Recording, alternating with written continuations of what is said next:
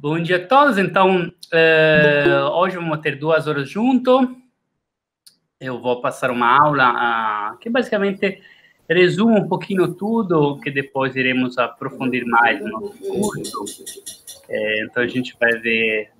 Bom dia, Ana. Vamos falar sobre anatomia, sobre fisiologia, fisiopatologia, e vamos também comentar alguns pontos do método Stecco, para você já iniciar uma pequena prática em alguns pontos e ver um pouquinho como funciona o tratamento. Então, prazer estar com vocês. Lembrando que vamos ter uma turma iniciando em Porto Alegre esse mês, pelo Instituto Golden. Então, vamos iniciar primeiro a falar um pouquinho sobre anatomia, ok? Bom, então, novamente bem-vindo a todos. Eu sou Marco Pintucci, fisioterapeuta. Sou italiano, mas há alguns anos resido no Brasil. Sou um professor do método Stecco, ministro curso para os Steccos há uns 7 anos, em várias partes do mundo, na Ásia, na América Latina, aqui no Brasil. No Brasil temos várias turmas, agora temos uma turma que inicia esse mês em Porto Alegre, organizada pelo Instituto Golden. Aqui também os contatos de redes sociais, e-mail, se alguma pessoa precisa de tirar algumas dúvidas. Então, vamos iniciar um pouquinho falando sobre o que é a fáscia. Nos últimos anos, houve um grande aumento de interesse sobre a fáscia, sobre o sistema facial. Muito se fala, mas muitas vezes há um conhecimento relativamente superficial da fáscia. Até se a gente vai observar as definições anatômicas, ainda não há uma concordância sobre os términos utilizados para a fáscia. Então, temos várias definições mais anatômicas, que define a fáscia como uma camada de tecido conectivo. Então, é uma definição mais vaga, mais direcionada à parte anatômica. E nos últimos anos, vários autores concordaram numa definição do sistema facial, que seria, basicamente, definir a fáscia como uma matrix tridimensional, que basicamente envolve, dá forma, separa e também integra todos os órgãos, todas as articulações, músculos. Então, a fáscia assume nomes diferentes de acordo com as características histológicas e a localização que nos encontramos. Então, é um término mais amplo. A fáscia é um tipo de tecido conectivo e uma definição muito utilizada é em relação às camadas. Então, se a gente vê uma ilustração como de um corte histológico, nós podemos observar que temos primeiro 2 camadas que constituem a pele, epiderme e ederme. Uma primeira camada de gordura, o tecido adiposo superficial. Depois encontramos a primeira face, que é a face superficial, que é uma lâmina fibroelástica. Depois mais uma camada de gordura. Essa segunda camada de gordura é chamada de tecido adiposo profundo. E depois encontramos uma face profunda. Então, e dentro dessa face profunda, ou chamada também de face muscular, podemos identificar 2 tipos, uma chamada de face aponeurótica e uma de face epimisial. E essa face aponeurótica, ela é a face que recobre vários músculos, enquanto a face epimisial ela é específica para cada símbolo músculo. Depois encontramos o músculo como o perimísio e endomísio. Também aqui nessa ilustração não está presente, mas também temos faces viscerais, que basicamente tem uma organização de alguma forma parecida com a organização das faces musculares. Quando falamos de faces viscerais, temos 2 tipos de face. Uma chamada face insercional, que é basicamente uma face que dá origem a todos os ligamentos dos órgãos, que está conectando os órgãos com também as camadas paredes abdominais, e depois uma face de revestimento, que é como algo parecido a uma face epimisial, ou seja, é o tecido conectivo, a face específica do órgão, que tem uma relação direta com o órgão, que também inclui vários receptores, interoceptores, que também modulam a peristalse do símbolo órgão. Temos também fáscias meníngeas, ou fáscias nervosas, ou seja, que é o tecido conectivo que está ao redor do órgão, que também tem uma organização parecida com a da fáscia muscular, sempre normalmente em 3 camadas ou 4, então o endonéreo, o perinéreo e o epinéreo, e também as fáscias dos vasos sanguíneos, por exemplo. Então a fáscia realmente é algo bem complexo, que vai muitas vezes além do singular fáscia muscular. Mas hoje vamos focar mais na fáscia muscular, enquanto, digamos assim, é o que tem mais interesse em relação a alterações do movimento. A fáscia é um órgão bem complexo, onde nós encontramos várias células, como fibroblasto, miofibroblasto, fasciocitos, fasciócitos, telocitos, fibras de colágeno, fibras elásticas, água, glicosaminoglicanes, principalmente o hialuroniano, que vamos ver que terá uma importância também bem importante para as disfunções da face, principalmente a densificação, e o sistema de deslizamento. Encontramos vários nervos, como a terminação nervosa livre, corpúsculo passivo endorfina e órgão tendiginoso do Golgi. A primeira fáscia que nós encontramos abaixo da pele é a fáscia superficial. Essa fáscia superficial, ela é uma lâmina fibroelástica que divide em 2 partes o tecido adiposo. Então, elas têm várias funções importantes também. Por quê? Vamos ver, ela é rica de vasos superficiais, tem também nervos, contém nervos superficiais, contém canais linfáticos, além de ter um papel também de separação de pele com planos mais profundos, planos mais musculares. E através dessas camadas de gordura também permite um sistema também de separação entre aquela que é a parte muscular e a parte da pele. Aqui algumas imagens da face superficial da região abdominal, chamada de face de Scarpa, que basicamente aqui podemos observar nessas imagens de dissecações que são oriundas de um estudo publicado agora quase 10 anos atrás para estudar o tecido adiposo e também a face superficial da região abdominal, publicado por Lancerotto, um pesquisador da Faculdade de Pádua. Aqui nós podemos ver que foi removida a pele, essa aqui é a primeira camada de gordura, essa face superficial que é tracionada. Na segunda imagem, a face superficial que é tracionada, mostrando abaixo uma segunda camada de gordura e a fáscia profunda epimisial dos músculos oblíquos externos. Aqui uma imagem da fáscia superficial das costas, que é essa aqui é o tecido adiposo. Aqui podemos ver, tem imagem abaixo da impressão do trapézio. Essa face superficial, basicamente, abaixo, é separada da fáscia profunda. É mais espessa a região posterior que a região anterior. Essa face superficial também tem uma variação em relação ao gênero. Então, a mulher costuma ter uma face superficial mais espessa que os homens. E essa face superficial é num plano diferente, mais superficial em relação à face profunda. Mas em algum lugar no corpo, onde as duas faces se unem, se fundem. Então, como é, por exemplo, essa região transversal espinosa, onde se há uma união entre os dois tipos de face. Outra região, aqui podemos ver uma imagem, essa aqui da região anterior, região abdominal pélvica. Então, aqui não podemos ver tecido adiposo superficial e profundo, face profunda dos músculos oblíquos. Aqui, essa aqui é a bainha reta abdominal. E aqui embaixo, rebatida, temos face superficial, aqui região do ligamento inguinal e área de aderência entre face superficial e face profunda dos oblíquos. Então, próximo do ligamento inguinal também se é uma área de união entre as duas fáscias. Estamos na região do pescoço aqui, e podemos observar a face superficial da região do pescoço. Interessante é que observamos algumas fibras musculares nessa região anterior do pescoço. Esse aqui são fibras do músculo platisma, que, como outros músculos no nosso corpo, ele está incluído na bilaminação da face superficial. Na segunda imagem, nós podemos ver a face superficial, que é rebatida, e abaixo, a face profunda do peitoral maior.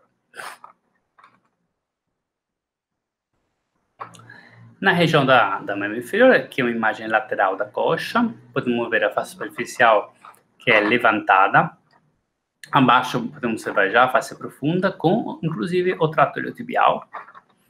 Na segunda imagem, a região média do tornozelo, face superficial cortada para mostrar que é num plano diferente em relação à face aponeurôtica e face profunda. E aqui podemos observar também as presenças de vasos. Na terceira imagem, nós podemos observar a fáscia superficial do membro superior, que é pinçada para mostrar que realmente é um tecido muito elástico, que se adapta às trações em diferentes direções. Uma área onde nós encontramos também músculos na face superficial é a região do rosto. Na região da face, os músculos mímicos, então como o orbicular da boca, o bucinador, o orbicular do olho, eles são originados na face superficial e numa bilaminação na face superficial e tem inserção na pele. Por essa razão, eles conseguem, durante a contração, mover a nossa pele e permitir as nossas expressões. Então, são num plano mais superficial em relação a outros músculos, por exemplo, os músculos mastigadores, como, por exemplo, o temporal, como, por exemplo, o masseter e o músculo pterigoideu, por exemplo. Do ponto de vista histológico, a face superficial ela é constituída por fibras colágeno 1 e 3, entrelaçada com uma abundante quantidade de fibras elásticas, tem uma disposição ondulada, e realmente essa face superficial é um tecido bem elástico. Nessa face superficial nós encontramos também nervos superficiais. Os nervos viajam basicamente da parte mais profunda para a parte mais superficial.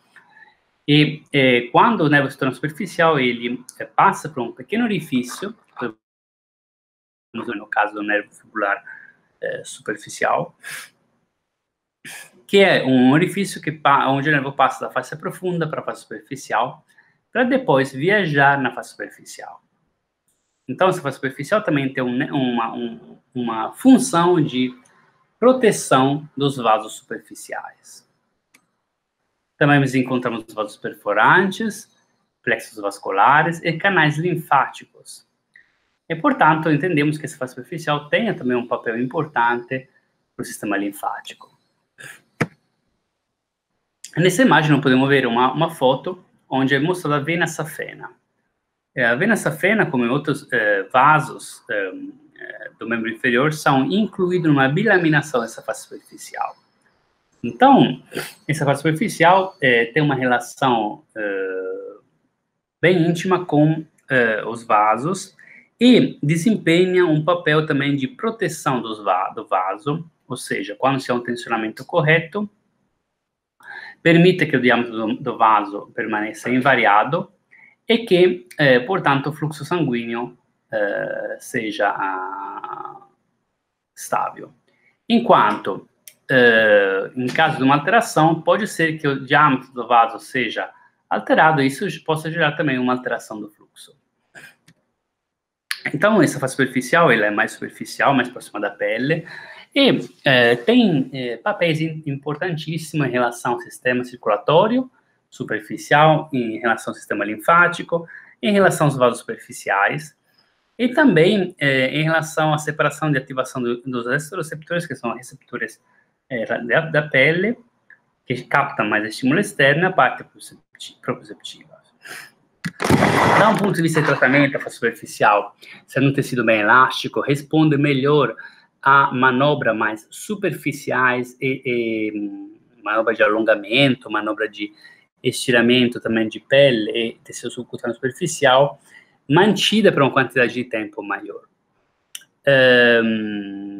Há estudos que estão sendo realizados agora que mostram também que essa face superficial possa também ter um papel importante até para a propriocepção. Então, até agora, baseado nos estudos atuais, reconhecemos uma importância maior da face profunda para a propriocepção, mas é provável que nos próximos tempos, com outras publicações também, se comece a falar da importância dessa face superficial também para a parte de propriocepção. A face profunda, agora que é mais o nosso enfoque em relação também ao curso STECO do nível 1 e 2, que visa mais o tratamento de áreas nessa face epimesial aponeurótica e retináculo. Então, se enfoca mais no tratamento, na avaliação, no tratamento da face profunda, chamada também de face muscular. essa fascia profunda, a fascia muscular, é um tecido mais fibroso, mais relacionado à parte muscular, e é um tecido que tem uma característica tem características histológicas um pouco diferente em relação à face superficial. Só para reforçar, a face superficial, como característica histológica, tem basicamente uma grande quantidade de fibras elásticas entrelaçadas a fibras colágeno, enquanto essa face profunda, ela tem uma quantidade de fibras colágeno maior e bem menos fibras elásticas. Em relação, inclusive, à face aponeurótica, tem realmente muita pouca fibras elásticas, por isso que é chamada de face aponeurótica. Essa face muscular, ela pode ser classificada em face aponeurótica e face epimisial. Essa é uma classificação que a professora Carla Stecco promove há vários anos. A face aponeurótica, basicamente, é uma face que recobre vários músculos, e é como a face dos membros, que vamos ver agora um pouquinho algumas imagens, como a face lata, como a face toracolombar, e tem como característica ter pouquíssimas fibras elásticas e muitas fibras colágeno. Então, um tecido realmente, de alguma forma, semelhante a uma aponeurose. Lembrando que há ainda um pouquinho de confusão entre o termo aponeurose e face. Basicamente, de forma muito simples, para salientar as diferenças, a aponeurose é um tecido onde as fibras colágeno têm uma direção somente num sentido, então tem uma organização de fibras colágeno paralela em um sentido. Enquanto a fáscia é uma estrutura multicamadas, com fibras colágeno com sentidos diferentes. Então, a face aponeurótica é um tipo de face que, de alguma forma, lembra um pouco as fáscias, a aponeurose no sentido que tem um tecido bem rígido, que permite a transmissão de força, mas tem uma estrutura multicamada. E recebe, vamos ver, inserções de vários músculos. Enquanto a face epimisial, ela é uma fáscia específica para o músculo, que reveste o músculo, que tem característica histológica, inclusive, um pouquinho diferente, enquanto tem mais fibras elásticas, e é o que muitas vezes nós estudamos na faculdade como epinísio. Observando algumas imagens da região anterior da coxa, podemos ver a primeira imagem, removida a pele, tecido adiposo superficial. Segunda imagem, removida o tecido adiposo, nós podemos observar a face superficial da coxa que é cortada, mostrando abaixo a face aponeurótica, nesse caso é a face lata. Na terceira imagem, nós podemos observar a face lata que é rebatida, abaixo podemos observar a face epimisial dos músculos quadríceps. Aqui uma imagem da face lata, que essa imagem vem de um estudo publicado em 2013, por Antônio Stecco e outros pesquisadores, que estudou as relações anatômicas e funcionais da face lata com a face do glúteo máximo. A face lata é um tecido conectivo fibroso, bem espesso, é a face aponeurótica da coxa, que recobre a parte anterior, lateral, medial, posterior da coxa. Ela tem uma cor translúcida devido à grande quantidade de fibras colágeno. Ela é mais espessa na região proximal, próxima, então, do quadril, na região posterolateral, então, próxima de onde recebe as inserções do glúteo máximo. Nessa região, ela tem uma característica que pode ser observada na segunda imagem, de ser uma estrutura multicamada, do ponto de vista macroscópico, inclusive. Então, ela pode ser tranquilamente separada das várias camadas numa dissecação, enquanto, na parte distal, próximo do joelho, ela, da um ponto de vista microscópico, é sempre uma estrutura multicamada, mas se há a união de várias fibras entre as várias camadas, e por isso, para ser separadas, precisa de utilizar um bisturi. Essa face lata, ela é separada dos músculos subjacentes, então também é separada da fáscia, por exemplo, dos músculos quadríceps, mas ao mesmo tempo ela é conectada através de algumas inserções miofaciais que vamos observar agora. Portanto, uma das características para reforçar da fáscia aponeurótica é que ela é separada da fáscia epimisial dos músculos subjacentes, mas ao mesmo tempo é conectada através das inserções miofaciais. E aqui podemos ver algumas imagens da fáscia lata e as conexões miofaciais. Então, aqui na primeira imagem, nós podemos ver a fáscia lata que é rebatida, aqui é a inserção miofacial da fáscia lata com a fáscia do vasto lateral, com a fáscia epimisial do vasto lateral. Na segunda imagem, nós podemos ver as conexões do epimísio do vasto medial com a fáscia lata. Ao nível de vasto medial, se há uma conexão contínua de toda a extensão do vasto medial com a porção medial da fáscia lata. E nessa terceira imagem, aqui embaixo, nós podemos observar as conexões da cabeça curta do bíceps femoral com a parte posterior da fáscia lata.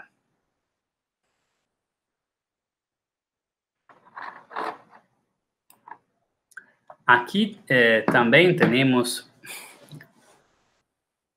imagem da parte da perna, parte inferior. Então, na primeira imagem podemos ver a face superficial, que é pinçada. Abaixo nós vemos também, inclusive, o tendão de Aquiles. Tendão de Aquiles, que inclusive é uma continuação da face crural, então, e inclusive da face epimisial dos gastrocnêmios. E por suas vezes tem uma inserção no calcanhar, através de uma lâmina fibrosa, e depois se continua com a face plantar. Então, isso também, os estudos anatômicos da face, realmente são importantes até para nos direcionar no tratamento de algumas patologias específicas. Por exemplo, como nesse caso estamos comentando, poderia ser no caso de tendinite de Aquiles e de fascite plantar. Na segunda imagem, podemos observar a face aponeurótica, a face crural, e a face profunda do membro inferior. Na terceira imagem, a face aponeurótica, ou face crural, que é levantada, mostrando abaixo a face epimisial dos gastrocnêmios. No membro superior, mesma organização, pele removida, tecido adiposo superficial. Segunda imagem, fáscia superficial removida, se pode observar a fáscia aponeurótica do membro superior, nesse caso se chama de fáscia antebraquial, seria a fáscia profunda do antebraço. Nesse caso o nome é fáscia antebraquial posterior, que é dessa região dorsal. E aqui podemos ver a diferente direção de fibras, e na região do punho podemos até, inclusive, observar o retináculo dos extensores do punho. Na terceira imagem, se pode observar a fáscia aponeurótica, que é a fáscia braquial, cortada aberta, e abaixo a fáscia epimisial do bíceps braquial. Novamente, ela é definida como fáscia aponeurótica devido à espessura dessa fáscia, que é muito mais espessa em relação à fáscia superficial e também em relação à fáscia epimisial. Os valores que vocês veem aqui são em milímetros, lembrando que a fáscia lata, se observada com ultrassonografia, pode chegar a ter 1,5. E é uma fáscia bem resistente, então que tem característica de transmitir força, inclusive. Então, do ponto de vista histológico, ela é constituída por fibras colágeno 1 e 3, bastante fibras colágenas tipo 1. As fibras são paralelas entre eles, numa mesma direção. E tem as clássicas características de crimps, ou seja, essa ondulação das fibras colágenas, que inclusive está relacionada a vários fatores, como armazenamento de energia e também transmissão de força. No segundo corte histológico, nós podemos ver que num corte diferente, podemos observar que, na realidade, esse é um tecido multicamada, onde cada camada tem fibras colágenas em um sentido diferente da outra, e que entre uma camada e outra temos tecido conectivo frouxo, então, que permite o deslizamento. E um dos componentes principais desse tecido conectivo frouxo é o hialuronano, que é um glicosaminoglicanos, que, vamos ver, tem características interessantes para explicar o deslizamento facial, e inclusive uma das alterações faciais chamada de densificação. Aqui, novamente, uma imagem da fáscia lata, que é esticada nesse sentido e nos permite de ver fibras que são presentes em sentido múltiplo. Justamente porque, da um ponto de vista microscópico, ela é uma estrutura multicamada, onde cada camada tem fibras colágenas em um sentido, que é o sentido das fibras musculares, que já tem inserções nessa fáscia aponeurótica.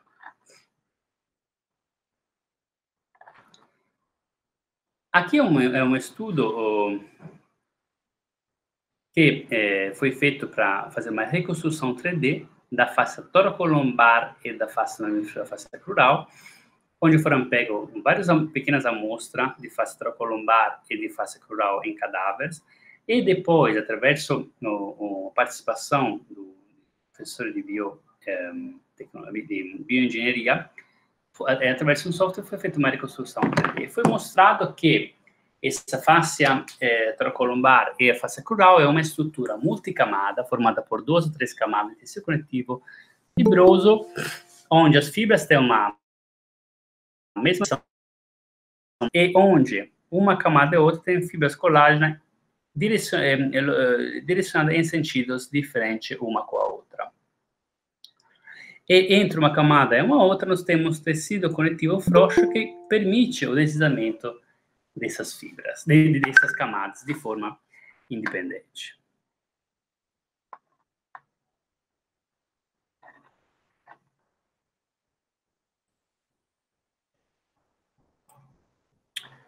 Agora, nessa fáscia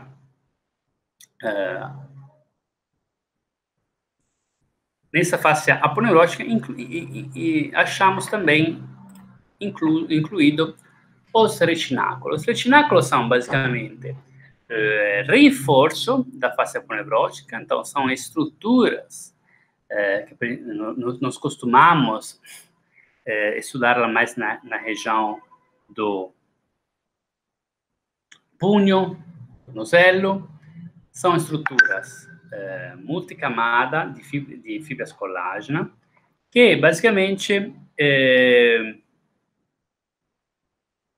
especialmente na extremidade, elas têm conexão com músculos, ossos, fáscias, e que, da um ponto de vista macroscópico, eles realmente parecem como uma sorte de bracelete. Isso devido a essa coloração que eles têm, mais branqueada, mais translúcida, devido à grande quantidade de fibras colágenas. Aqui podemos ver uma imagem do retináculo inferior e superior dos fibulares.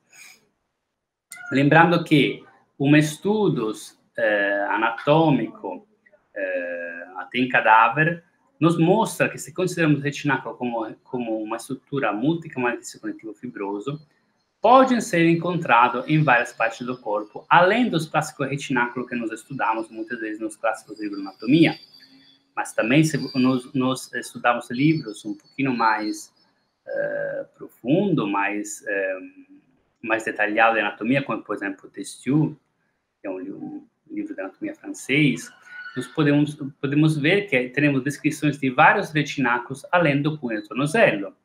Então, temos o retináculo no joelho, na parte anterior, que é bem conhecido como retináculo patelar, mas também na parte posterior, chamado de várias formas, o retináculo poplíteo, o retináculo fibra 8, que basicamente é o retináculo que recebe fibras do semitendinoso, do semimembranoso, do bíceps, e também das duas cabeças do gastrocnêmio, formando uma estrutura quase que pode semelhar a um número 8 ou um símbolo do infinito colocado em sentido vertical.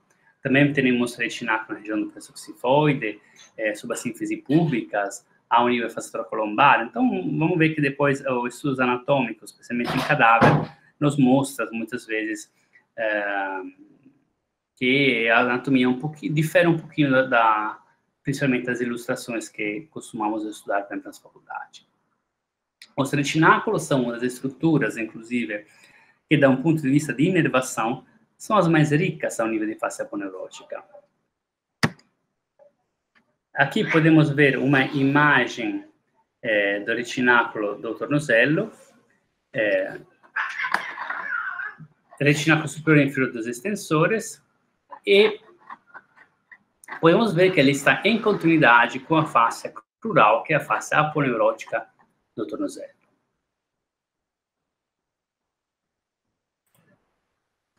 A face epimesial é a face que envolve o símbolo músculo, então é revestimento do músculo, que de alguma forma é inseparável do músculo, enquanto há uma conexão entre essa face epimesial e o perimísio. Aqui nós podemos ver uma imagem do peitoral maior. E podemos ver que, basicamente, essa imagem é feita de lateral, mostrando que essa face epimesial, basicamente, é uma face que envolve a parte anterior e posterior do músculo, nesse caso do peitoral, e que adere ao músculo devido às conexões que se há entre o perimísio e a face epimesial. Nessa região, por exemplo, do peitoral, do tronco, o peitoral, basicamente, ele tem uma sua face epimesial que envolve o músculo mais superficiais do peitoral, que cruzam a linha do externo, e não se inserem no externo, mas se continua com o peitoral contralateral. Há fibras também que se continua com o reto abdominal. Então, essa própria face epimesial, ela pode criar área de conexões entre os vários músculos do tronco, como por exemplo nesse caso aqui, talvez na próxima imagem se veja melhor, também se continua em sentido proximal com a região da cervical, em específico a lâmina média da face cervical. E aqui podemos ver a face do peitoral maior que é levantada, mostrando que está no plano de frente com a face do peitoral menor, e que se continua distalmente com a face do reto abdominal. Então, isso também nos mostra que, na realidade, nas extremidades, na face thoracolombar, que teremos a presença de uma face aponeurótica que está acima de vários músculos, portanto, conecta vários músculos. O próprio epimísio dos músculos, onde não apresenta uma face aponeurótica acima, se continua através principalmente das fibras mais superficiais desse epimísio, com os músculos adjacentes, criando realmente uma estrutura de conexão entre os vários músculos, por exemplo, nesse caso do tronco. Essa anatomia nos explica muitos conceitos que são falados em relação à face como estrutura de conexão e como estrutura de conexão entre, inclusive, vários músculos do nosso corpo. Do ponto de vista histológico, a face epimesial ela tem uma percentagem de fibras elásticas maiores, por exemplo, na região aqui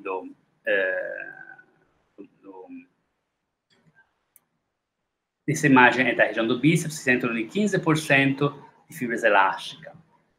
Lembrando que na face aponeurótica, por exemplo, se há em torno de 1% de fibras elásticas. Então, realmente são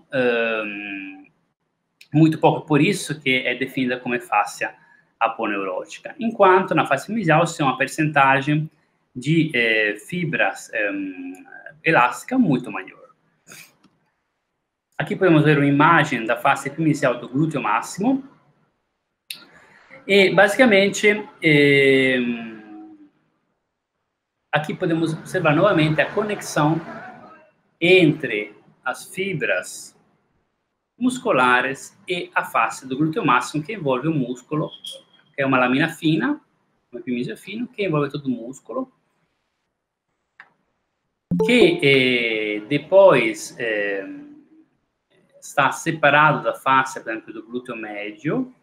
As duas são envolvidas com uma face mesial e separado com uma camada de tecido conectivo frouxo, que garante depois uma independência entre dois músculos que podem deslizar de forma autônoma durante o movimento.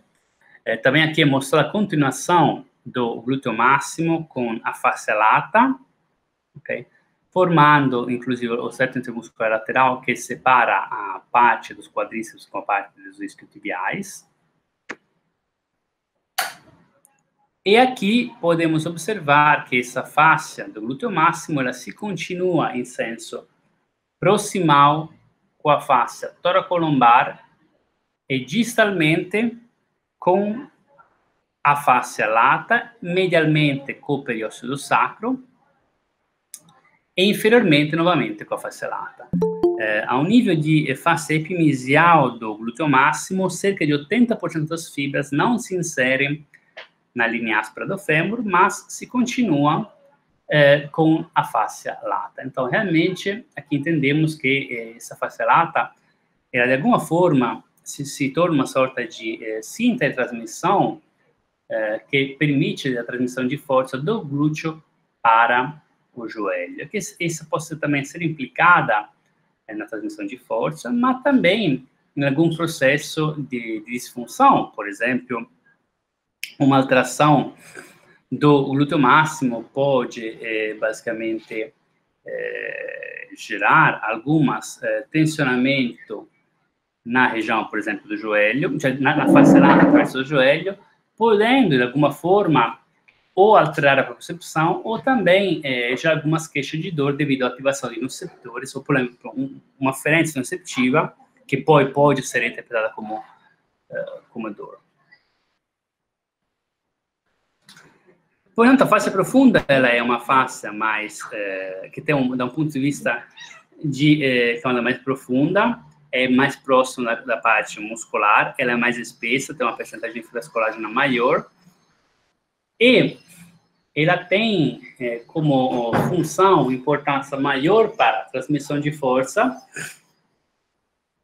para a propriocepção, e pode estar mais envolvida na alteração do movimento, como a alteração ADM, por exemplo, de coordenação motora, e, inclusive, pode se tornar um tecido que envia aferência nociceptiva e que depois o cérebro possa interpretar e expressar como experiência de dor. Da um ponto de vista de tratamento, essa face profunda, devido ao problema mais profundo, devido a uma presença maior de fibras colágena, precisa de uma intervenção que pode ser, por exemplo, uma flexão profunda com o cotovelo junta, justamente para alcançar esse tecido mais profundo e para gerar um atrito nas partes mais profundas. Lembrando que quando falamos de tratamento profundo, o tratamento não precisa ser dolorido e não tem que gerar um processo inflamatório que possa depois desencadear uma fibrose, então piorar ou rigidecer mais o tecido. Isso depois na parte de tratamento, nós vamos, especialmente durante o curso, explicar bem como se realiza o tratamento, como é realizado de uma forma que gere o desconforto menor possível para o paciente. Ok? Falando um pouquinho agora de inervação. Então, nos últimos anos, é bem aceito na literatura que a face é um tecido ricamente inervado, E vários estudos mostram inervação de que tipo? Principalmente uma inervação de tipo simpático, ok? Foram identificados em várias partes do corpo onde foram realizados vários estudos. Aqui é mostrado um estudo na região superior do membro, na face profunda aponeurótica do membro superior, mostrando a presença de terminação nervosa livre, corpúsculo do paciente Ruffini, portanto, inervação de tipo proprioceptivo e nociceptivo também, ok? Aqui tem uma imagem também do fuso neuromuscular, que também é encontrado no perimísio e em continuação com a face epimisial. E isso pode ter uma grande importância em relação à contração muscular e em relação também a algumas alterações de tônus muscular.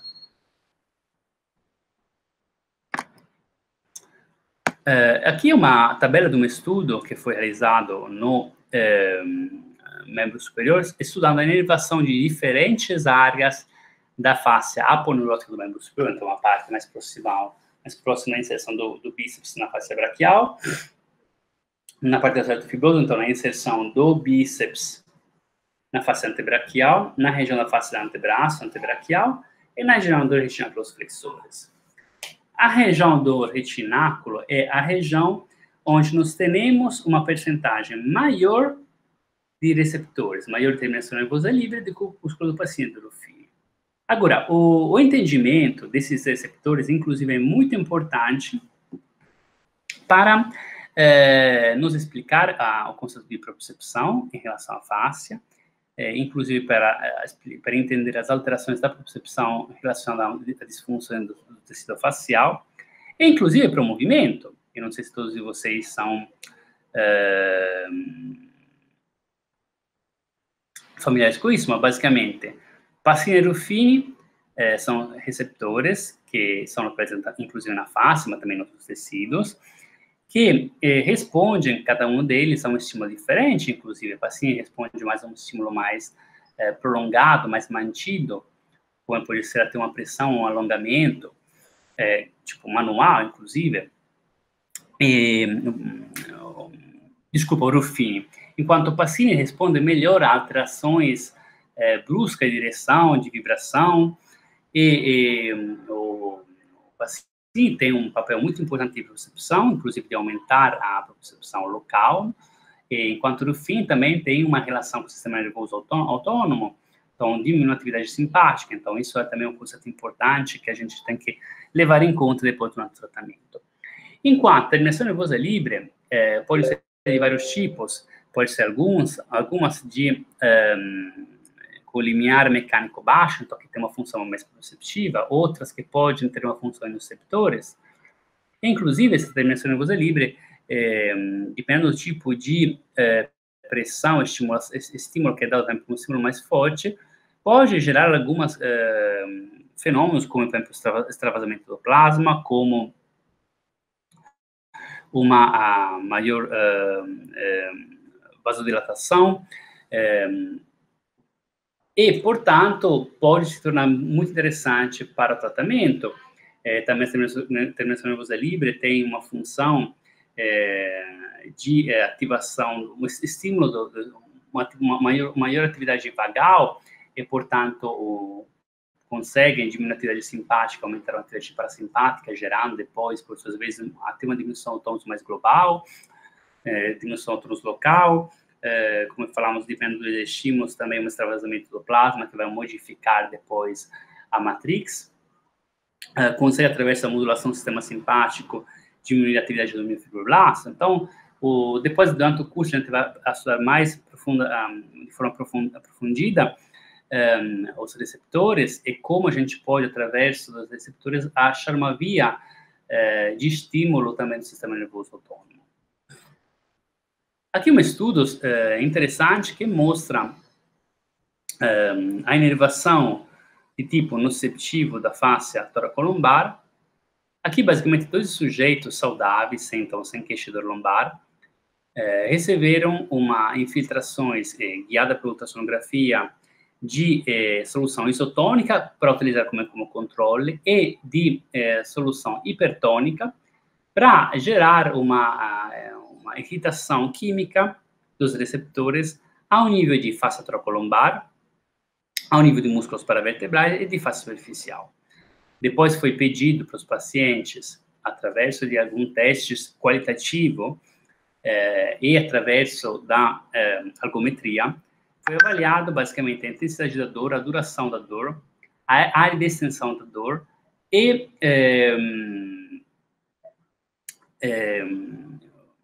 basicamente, o aumento da hiperalgesia foi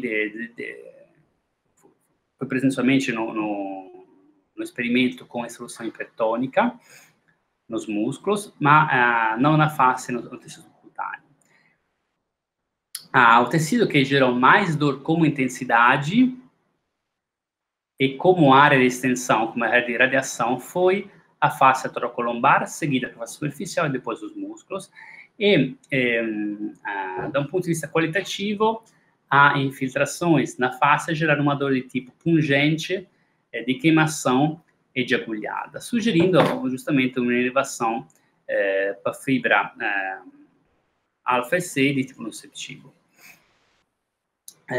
Então, esse estudo mostra que na região lombar, basicamente, a face trocolombar é o tecido que, nesse caso de estímulo, por exemplo, químico, gera uma dor com intensidade maior, uma extensão maior, e também um tipo de dor pungente e de queimação. Na fáscia, nos últimos anos, foram mostrada a presença de vários outros, por exemplo, receptores. Aqui foram um estudo publicado em 2016 que mostra a presença de receptores hormonais aqui nessa parte de face lata que foi estudada. Nos fibroblastos foram encontrados receptores para o estrogênio e laxina. Então, esse tecido que foi considerado somente como um tecido de revestimento, nos últimos anos é mostrado que realmente é um tecido bem mais complexo que possa desenvolver também papéis bem importantes. Aqui, por exemplo, são estudos ainda preliminares. Esse ano foi publicado também outro estudo em relação ao sistema, a resposta dos fibroblastos aos estímulos hormonais de estrogênio e laxina. Mas, basicamente, isso também nos traz alguns conceitos clínicos que observamos, por exemplo, alterações de rigidez do tecido facial e muscular em relação, por exemplo, às alterações hormonais. Relaxina e estrogênio são hormônios que têm atividade antifibrótica, que têm atividade de remodelamento da matriz celular. Então, isso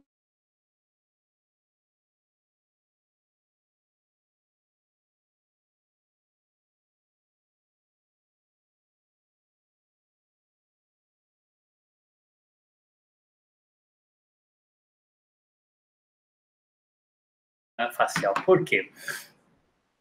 A face, nós somos acostumados a avaliar somente do ponto de vista de movimento. Está correto, o movimento é super importante e também as alterações de movimento. Mas a face pode se tornar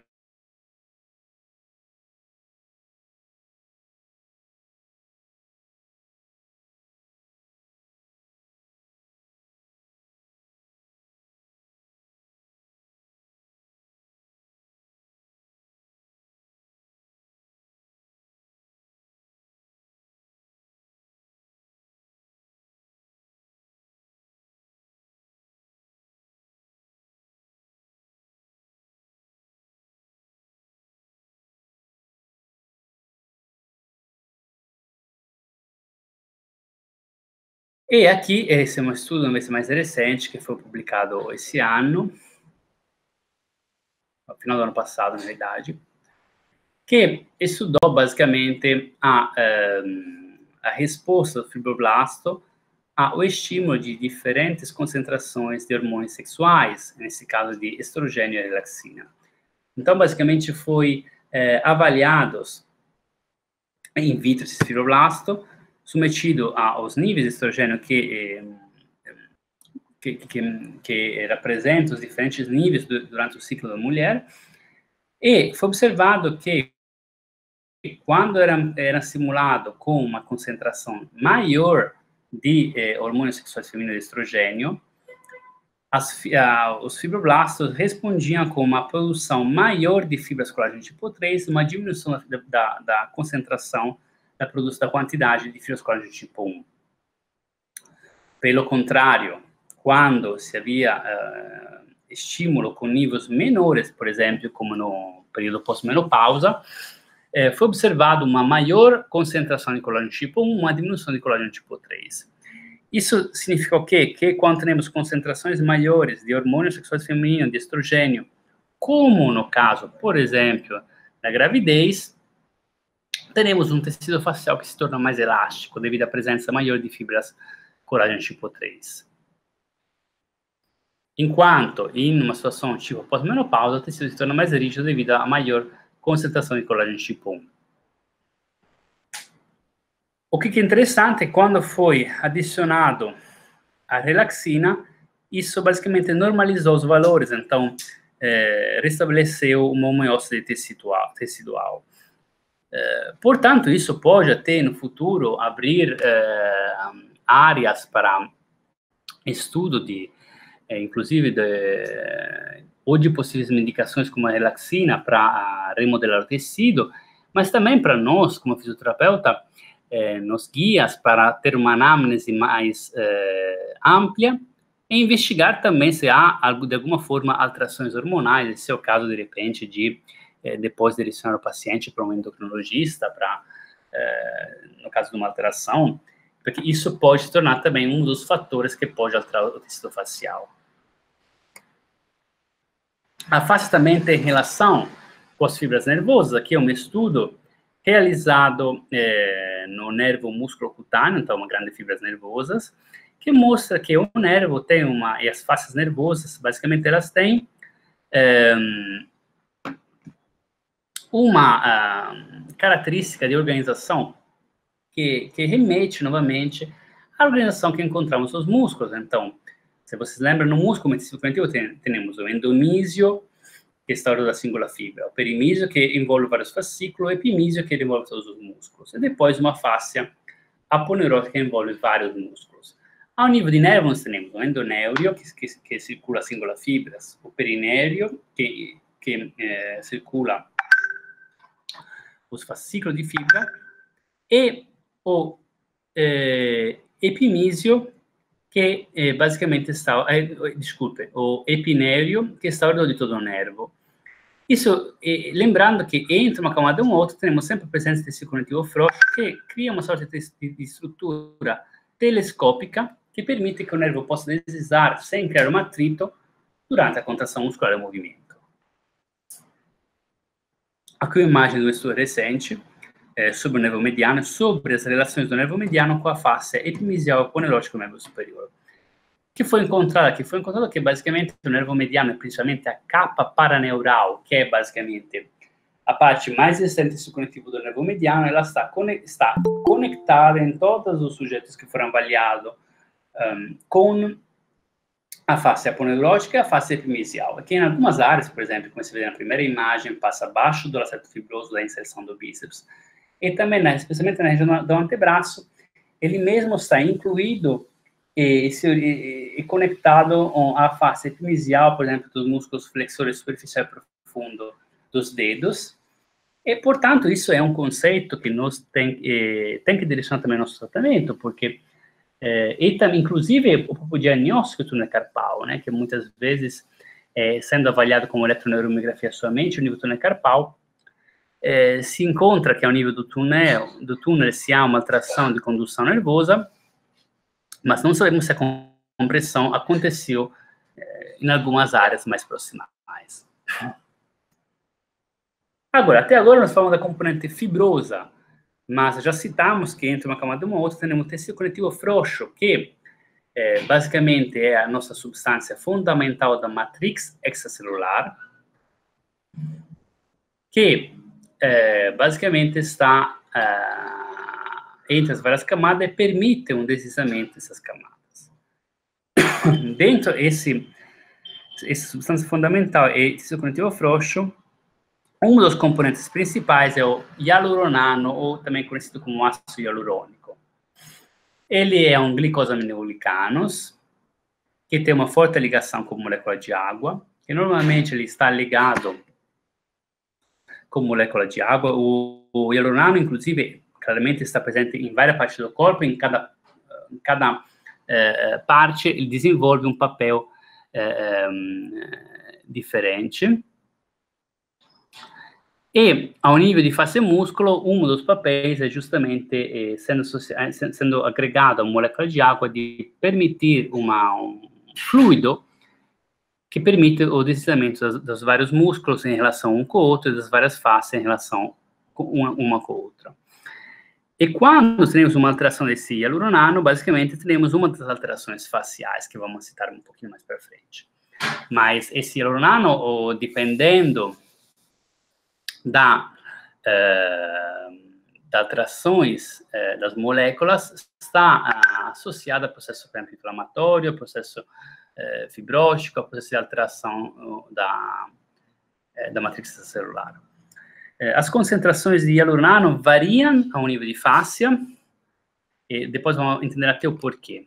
Porque, basicamente, esse hialuroniano, a um nível de fáscia, é produzido por uma célula, por um tipo de fibroblasto, um pouquinho modificado, que foi chamado de fasciocite em inglês, ou fasciócitos em português.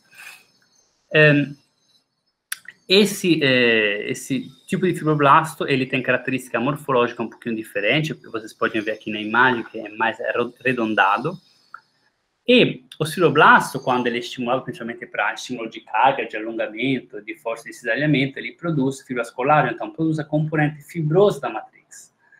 Enquanto o fasciócito, quando ele é ativado principalmente por força de cisalhamento, ele produz mais hialuroniano, e, portanto, produz o glicosaminoglicanos, que, ligado à molécula de água, permite o deslizamento das várias estruturas. Agora, esse hialuroniano tem concentrações diferentes, antes de falar de identificação. Ele é produzido, portanto, em resposta a também ao movimento. Então, temos uma maior produção, normalmente, quando temos movimentos, que quando temos imobilização, e isso, de alguma forma, também está relacionado a uma maior densidade e também uma diminuição de ADM, de alguma forma.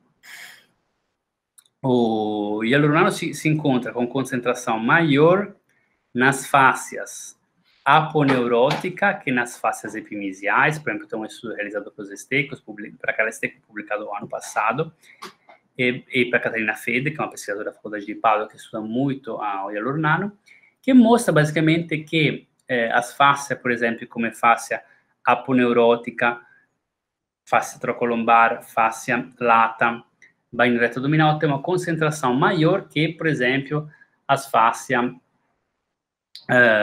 dos gastrocnêmios, por exemplo, a fáscia do quadríceps. Por quê? Porque nessas regiões, justamente, teremos um maior deslizamento. E, portanto, precisamos de maior hialuroniano para permitir maior deslizamento. Uma das áreas também rica de hialuroniano é a parte dos retináculos, por exemplo, como retináculos dos extensores. Nessa área, nós encontramos uma grande concentração de hialuroniano, justamente porque na área, por exemplo, dos retináculos, é uma área que na extremidade, onde nós, principalmente nesse caso, que eu retináculos dos extensores, precisamos de muita mobilidade. Também a área da face plantar é uma área relativamente rica de hialuroniano. Nos estudos dos Estecos, inclusive, não foi encontrado, isso é um dado interessante, não foi encontrada uma alteração da concentração do hialuroniano em sujeitos idosos em relação aos sujeitos mais jovens. Agora, falar um pouquinho de o que é a alteração da face, né?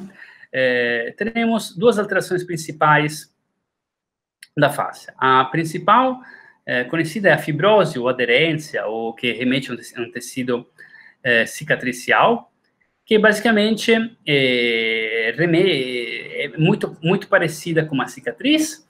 É uma deposição excessiva de fibras colágena, de forma desorganizada, que pode ser devida, oriunda de um processo inflamatório, de uma cirurgia ou de um trauma, ou também de algum processo de tipo reumatológico ou inflamatório crônico, ou alguma síndrome, como a síndrome de Dupuytren, enquanto a densificação, ela é uma alteração das mecânicas facial, ou seja, a principal diferença entre fibrose e densificação é que uma é uma alteração da componente fibrosa das fibras colágeno, enquanto a densificação é uma alteração principalmente do hialuronano e das características das moléculas de hialuronano e de associação das moléculas, que gera uma alteração mecânica, mas sem gerar uma alteração estrutural da face. Portanto, ela é reversível. A fibrose pode, sim, com certeza ser melhorada do ponto de vista de sintomas e função, mas, do ponto de vista microscópico, ela permanece, o tecido permanece alterado, enquanto a densificação é totalmente reversível, até por uma terapia manual relativamente simples, enquanto é devido a uma alteração das características associativas do hialuronano. Principalmente devido a uma maior concentração. Então, quando esse hialuronano, quando de alguma razão aumenta a concentração do hialuronano, muda as características associativas dessa substância. Isso devido às características próprias do hialuronano. Então, quando temos uma grande concentração, as moléculas, ao invés de estar ligadas com molécula de água, portanto, criando um líquido, um fluido que permite o deslizamento, elas se soltam na molécula de água e se ligam entre si, criando uma estrutura intermolecular que basicamente vai aumentar a viscosidade, gerando um gel que diminui o deslizamento das várias camadas. Essa diminuição das várias, deslizamento das várias camadas, por suas vezes, pode gerar uma diminuição da ADM, pode causar uma alteração das ativações dos mecanossetores, como é dos Pacini, portanto, causando algumas alterações da propriocepção, e também pode gerar uma irritação mecânica, uma ativação mecânica dos nociceptores, portanto, gerando aferências nociceptivas. E aumento de concentração acontece por trauma, lesão direta, enquanto o hialurônico está envolvido em processo de reparação tecidual, e, portanto, sempre que temos uma alteração, temos uma maior concentração. Pode ser causado por principalmente para imobilização ou diminuição de movimento, de mobilidade, e isso, inclusive, é algo importante, porque mostra novamente a importância do movimento até como prevenção das alterações faciais.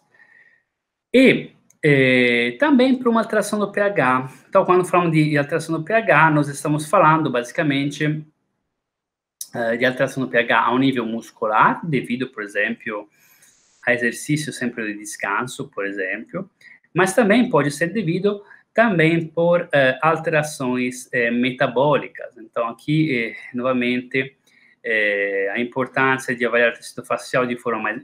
Não, desculpe, o paciente de forma mais global, fazendo uma investigação também maior em relação à parte nutricional, por exemplo.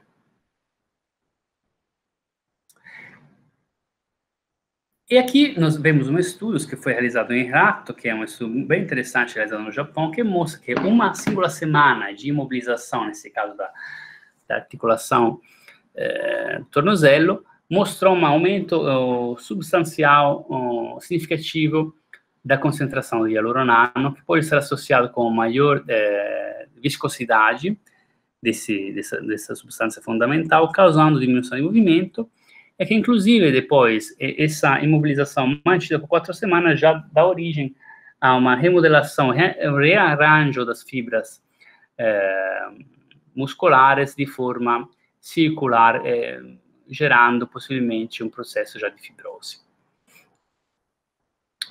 Agora, o pH, como eu falei, pode ser influenciado de vários fatores, com certeza não. O estilo de vida, no geral, como alimentação, como alteração do sono, como uso ou abuso de algum tipo de substância, pode modificar também o pH ao nível muscular e facial também. Mais uma relação mais direta é, por exemplo, com o ácido lático. Então, durante uma atividade física intensa com produção do ácido lático, basicamente se observa uma diminuição do pH, que, por exemplo, dá um 7,14, pode descer até um 6,7. E isso pode, basicamente, essa diminuição do pH está relacionada com o aumento da viscosidade, então, da matrix. Então, o que significa que, de repente, a atividade física intensa com a liberação do ácido lático pode aumentar a viscosidade do hialuroniano e isso pode gerar situações de mais rigidez, por exemplo, no atleta. O que acontece? Que, como depois desse ácido lático ele é reabsorvido em um tempo relativamente curto, essa sintomatologia desaparece de forma rápida. Como também pode acontecer que em um paciente onde, de repente, já há algumas alterações, aquela atividade física, de repente, aquela corrida de 5 quilômetros no domingo, pode, na segunda, gerar, de repente, mais rigidez, que pode, ou algumas queixas de movimento que depois o paciente nos relata durante a semana na clínica. Da um ponto de vista de imagem, as alterações faciais, como fibrose, são mais fáceis de ser observadas até a ressonância magnética ou em tomografia. Enquanto a densificação, sendo uma alteração funcional da concentração do hialuroniano, da associação das moléculas, não se há um gold standard de avaliação de imagem. Um modo para avaliar a face pode ser a ultrassonografia. A ultrassonografia, basicamente aqui, nesse caso, um paciente com uma queixa de dor na região do calcanhar foi avaliado na região do gastrocnêmio e se pode ver que, antes do tratamento e pós-tratamento, se há um aumento da espessura da face, principalmente relacionada ao aumento da concentração do tecido conectivo frouxo, que diminuiu pós-tratamento. Então, não foi uma alteração da componente fibrosa, mas da componente tecido conectivo frouxo. Na segunda imagem aqui, nós podemos ver um outro tipo de tecnologia utilizada, que é chamada de elastossonografia, que basicamente é uma avaliação parecida com a da ultrassonografia, mas que mostra, utilizando uma coloração diferente, que pode, de alguma forma, nos lembrar o Doppler, que o tecido mais rígido era o tecido azul e verde, o tecido mais elástico é o tecido vermelho, que pós-tratamento a percentagem de tecido mais elástico, mais macio, aumentou. E na segunda imagem, um estudo que foi publicado em 2013, que eu não me lembro se passei para vocês, mas irei colocar também no grupo para compartilhar para vocês, que basicamente foi um estudo realizado em paciente com dor cervical crônica e paciente controle, medindo a espessura da face do ICOM, e foi encontrado um valor de 0,15 milímetro como o valor de cutoff para o grupo de pacientes com dor cervical e grupo controle. O grupo de pacientes com dor cervical com maior limitação de edema cervical tinha uma face mais espessa na região da porção external do ECOM e na parte do esclero médio, e que pós-tratamento essa alteração se reverteu. E também isso foi associado a uma maior ADM e diminuição de queixa de dor. Vamos ver se eu consigo fazer funcionar o vídeo, que aí podemos observar uma animação. O que é uma densificação no tecido no seu tecido fisiológico. E podemos ver que é mostrado uma reconstrução de uma amostra na região da face lata, mostrando pele, primeira camada de gordura, face superficial, e a imagem como aparece na ultrassonografia. em face profunda e um músculo abaixo. Então, normalmente nós teremos esse deslizamento de forma independente entre as várias camadas de fáscia. Aqui são mostrados os receptores que encontramos nas várias partes de tecido. E ao lado direito podemos ver um tecido onde se apresenta uma densificação. Deixa eu ver se consigo voltar um segundo para mostrar novamente a diferença entre o deslizamento.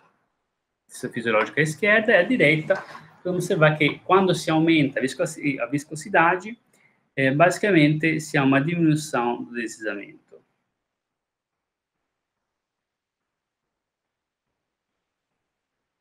Isso pode estar associado, inclusive, à realização de movimentos ou também dor.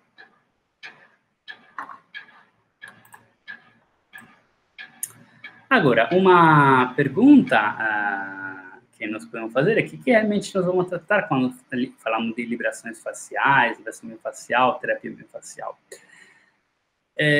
O conceito de liberar a face como tecido conectivo fibroso já foi definido inviável, porque sabemos que esse estudo é muito antigo, 1931, que mostra que a facial tem uma enorme, estamos falando de 7.000 pounds por centímetro quadrado. Então, algo absurdo de pressão que deveria ser aplicada e força que deveria ser aplicada para gerar uma pequena modificação no tecido.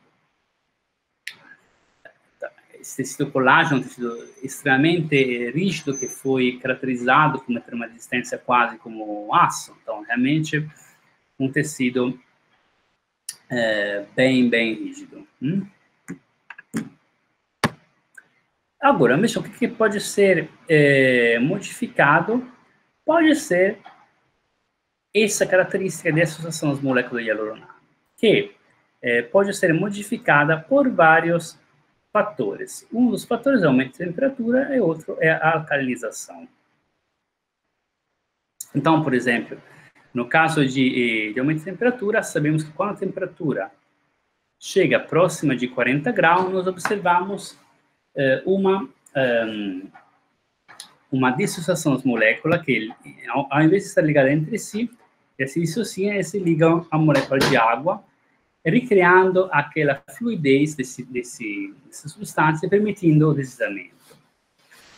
Também o estresse mecânico, ele vai ter um efeito de quebrar as moléculas hialurônicas, portanto, permitindo a desgregação e diminuir a concentração, que o tecido que a substância volte a ser associada à molécula de água, ao invés que a molécula de hialurônico entre si. Portanto, o tratamento, quando falamos de terapia manual, podemos pensar em duas vias. Uma via mais tecidual, que está associada mais a essa alteração das características associativas do hialurônico.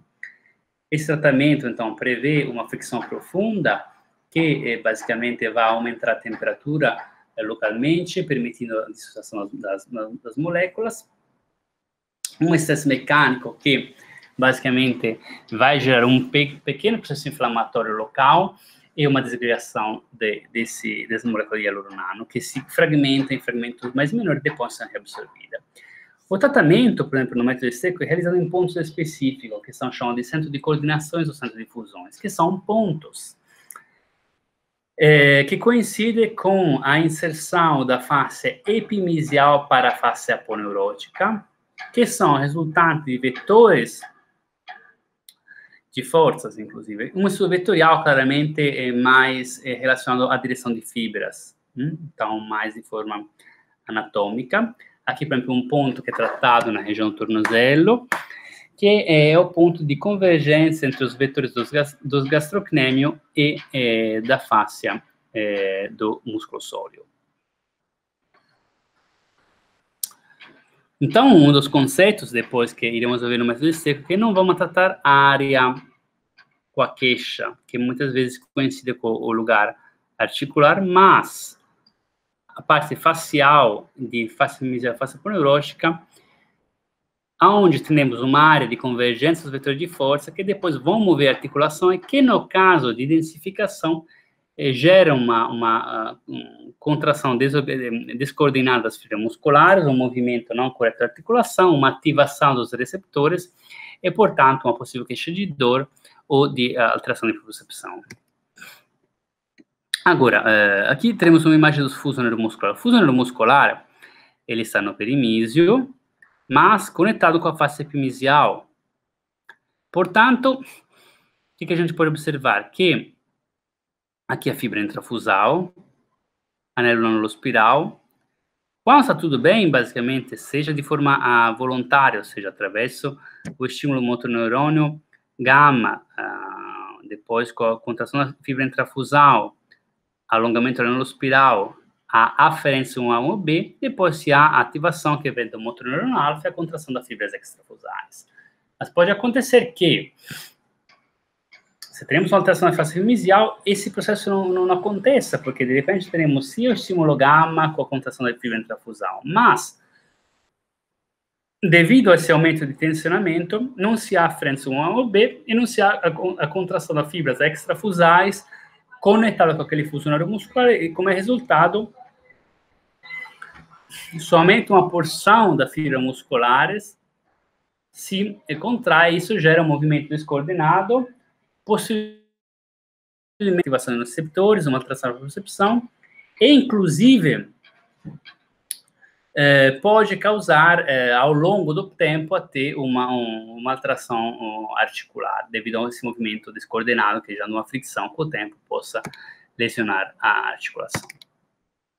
Portanto, com a alteração da face inicial, podemos ter também como resultado uma menor atividade mioelétrica, portanto, uma menor contração de fibras musculares, que é percebida até para o paciente como ou uma fadiga ou uma em relação, por exemplo, ao lado contralateral, ou uma diminuição de força muscular. Aqui é um estudo que foi realizado com infiltração de uma enzima chamada hialuronidase, que é uma enzima que faz a lise, que quebra o hialuronano, em 20 pacientes com queixa de hipertonia, paciente neurológico. Foi avaliado movimentos de flexo-extensão. Foram avaliados os movimentos de toda a articulação do membro superior. Foi avaliado o movimento ativo e passivo. E foi avaliada a hipertonia com a escala de Ashworth. E foi avaliado que, pós-tratamento com essa infiltração de hialuronano, foi encontrado um resultado statisticamente significativo de movimentos passivos, inclusive algum movimento ativo das articulações do membro superior, e uma diminuição da hipertonia. Isso é muito interessante, porque de uma forma indireta comprovou essa teoria do hialuronano, ou seja, aumentar a concentração de hialuronano aumenta a viscosidade, diminui decisamente, diminui o movimento, e nesse caso até se observa um aumento de tônus muscular. Ao ser realizada essa infiltração, que de forma seletiva, sendo um enzima específico somente para o hialuronano, foi desgregando as moléculas de hialuronano, ele gerou maior movimento e também uma melhora da hipertonia. O tratamento, agora vendo um pouquinho mais específico no método Stecco, ele envolve um raciocínio clínico que utiliza uma ficha própria, que depois será, ao longo do curso, explicado de forma bem detalhada, que basicamente mostra como se faz o processo de raciocínio para identificar qual área nós temos que avaliar depois como movimento e como palpação. O tratamento em si é realizado nesses pontos específicos, que foram mapeados ao longo do tempo, através de estudo anatômico, através também de estudos clínicos. O tratamento inclui uma pressão, uma fricção por uma quantidade de tempo, para gerar um aumento de temperatura, um estresse mecânico no tecido, com a finalidade de modificar as características de associação do hialuronano.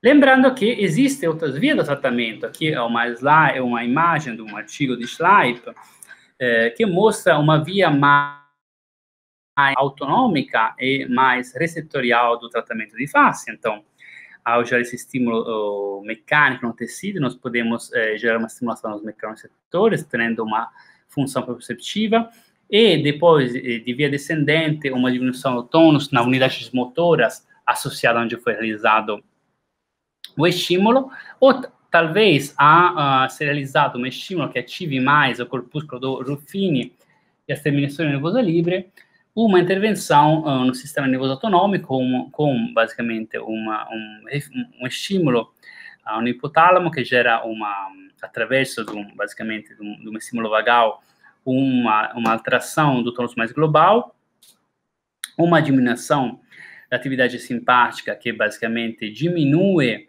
a ativação por exemplo, da alfa-actina de musculoliza do fibroblasto, então essa capacidade hipercontrátil do fibroblasto, e também fenômenos, especialmente se foram pressões mais importantes, de extravasamento do plasma, e também de alteração da dinâmica dos fluidos, inclusive uma maior vascularização local, que depois vai dar toda aquela sensação que percebemos de diminuição de tônus e de relaxamento de liberação que percebemos manualmente. Então, as duas vias provavelmente são incluídas nesse processo de tratamento manual. Aqui agora eu vou mostrar para vocês algum caso de tratamento do método Stecco. Esse aqui é a ficha de avaliação que é utilizada. Tem nomenclatura que é específica do método, que será bem explicada durante o curso. Basicamente, essa aqui era uma mulher de 59 anos de idade, fisioterapeuta, praticante de natação, com dor no ombro no lado esquerdo há 20 anos após uma subluxação durante o atendimento. Característica da dor era uma dor no ombro espontânea, com pior durante o trabalho, durante a natação, como a EVA da 5 a 8. Dor cervical associada, espontânea, que piora com cansaço e com estar muito tempo no computador. Uma dor quantificada da 5 a 6 na escala EVA. Uma história de trauma, fratura radioulna no lado esquerdo 22 anos atrás, um entorse tornozelo direito 18 anos atrás, com ruptura do ligamento talofibular anterior.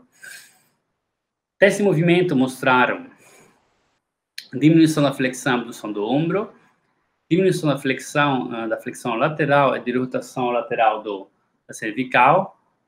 E como fator psicológico cognitivo associado tinha queixa de achar que o ombro nunca vai melhorar, uma hipervigilância para essa dor no ombro na cervical, e também baixa autoeficácia, então achando que nunca ia conseguir melhorar ou manejar essa queixa. Tinha um relato também de associado de depressão, de estresse, como fator de vida associado, tinha uma qualidade do sono muito ruim, uma situação de fatiga generalizada. Da um ponto de vista de tratamento facial, foram avaliados e palpados a região do membro superior, e o raciocínio nesse caso que foi feito foi que, de repente, esse ombro, mesmo sendo de origem traumática, uma subluxação, o tecido facial já foi alterado, provavelmente com a fratura, com a imobilização, que ao tempo não foi tratada. Então, foi caracterizada como uma compensação de alguma forma ascendente, e foi avaliada também a região do antebraço. E foram tratados vários pontos, na região do antebraço, no extensor longo dos dedos, na região do subescapular, na região do subclávio, na região do elevador da escápula, na região do músculo esplênico cervical. Esse aqui é o resultado da primeira sessão. Claramente, a paciente depois foi acompanhada por mais sessões, foi também tratada com o movimento, né? E também foi feita uma terapia mais direcionada para a parte comportamental e também tentando de aumentar a autoeficácia da paciente. É um trabalho também de educação da dor. Aqui temos um outro caso, um homem de 33 anos, com história de dor lombar há 6 meses, relacionado à atividade física, um relato de trauma que iniciou a primeira vez em 2005 na lombar durante o agachamento, dor concomitante no ombro direito, 2 meses, relacionado à prática de musculação. Como característica de dor, uma dor lombar espontânea, que piora quando o paciente está sentado ou durante a atividade física, e durante o movimento de flexão, como EVA da 2 a 6, e uma queixa espontânea no ombro constante, com piora quando faz supino, sempre com EVA da 5 a 6. Se há uma história de fratura na tíbia direita no mês 98, que foi um processo muito longo de recuperação. Movimento pior movimento de flexão da lombar, flexão lateral direita, rotação externa lateral bilateralmente. O paciente apresentava um médio de pior da dor e impossibilidade de trabalhar, que gerava uma grande preocupação para o paciente. Dor relacionada a levantar o peso, quindi medo de não conseguir voltar aos treinos de forma como era antes. E medo também dessa hérnia poder piorar e causar uma incapacidade, também uma impossibilidade de trabalhar. O paciente aqui foi avaliado e, basicamente, foi relacionado, a um ponto de vista facial, essa lesão antiga no tornozelo com depois a queixa atual na lombar, durante algum ponto ao longo do extensor longo dos dedos do pé, do músculos abdutores, dos glúteos médios bilaterais e da fasciculada lombar. O paciente também foi depois instruído com algumas modificações do treino, com algumas sugestões de exercícios terapêuticos e também um trabalho mais cognitivo para vencer esse medo e também uma exposição gradual nesse movimento de flexão que gerava muito medo, isso devido também das informações anteriores que o paciente tinha recebido do fisioterapeuta, dessa impossibilidade de poder fazer movimento de flexão que poderia deixar a hérnia piorar e comprimir a raiz e depois o paciente ficar basicamente totalmente incapaz.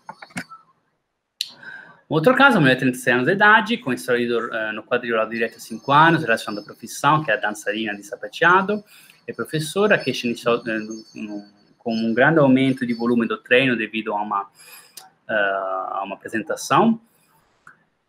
História de dor lombar associada há 4 anos, com história de protusão L4, L5, L5, S1, uma dor espontânea, com pior depois do sapateado e após algumas horas em pé, dor que se alterna 5 a 8, dor lombar tipo espontâneo constante, que piora com stress e cansaço, um trauma de LCA esquerdo 2 vezes no 2009, com 2 cirurgias repetidas, e com movimentos limitados no quadril de abdução e rotação externa, fator psicológico associado a esse medo do pior da dor no quadril e incapacidade depois de poder continuar com sapateado e dando aulas. O paciente apresentava ansiedade, com higiene do sono não muito boa, com poucas horas de sono de não boa qualidade, e um relato também de não se alimentar de forma correta. Aqui a avaliação que foi realizada foi relacionando 2 cirurgias no joelho com possíveis casos de início de uma compensação facial, que depois foi piorando o aumento do volume, que foi de modo abrupto durante essa preparação para uma apresentação. Foram tratados pontos na região do fibular, do vasto medial, da parte piriforme e do glúteo médio. Esse aqui é um resultado antes e depois do primeiro atendimento, que depois foi continuado por outras sessões, associado a algum exercício específico de fortalecimento da região glútea, e também algumas sugestões de outros fatores a serem modificados, como relacionado à qualidade do sono, então algumas estratégias para melhorar o sono, algumas estratégias relacionadas a sugestões ao nível de outros fatores como estresse. E no terceiro que é feito, basicamente, da um ponto de vista manual, é realizada uma flexão profunda. Então, se há uma manobra de pressão, essa pressão é basicamente até chegar a sentir a superfície do músculo, porque essa face aponeurótica, a face mesial, basicamente, ela está na superfície do músculo. Então, em geral, é uma pressão menor que a gente utilizaria para um tratamento de um trigger point, por exemplo.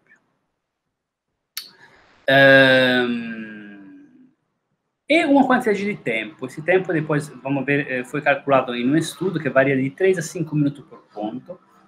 Isso vai gerar um aumento de temperatura e um estresse mecânico que vai, basicamente, a desgregar as moléculas hialurônicas.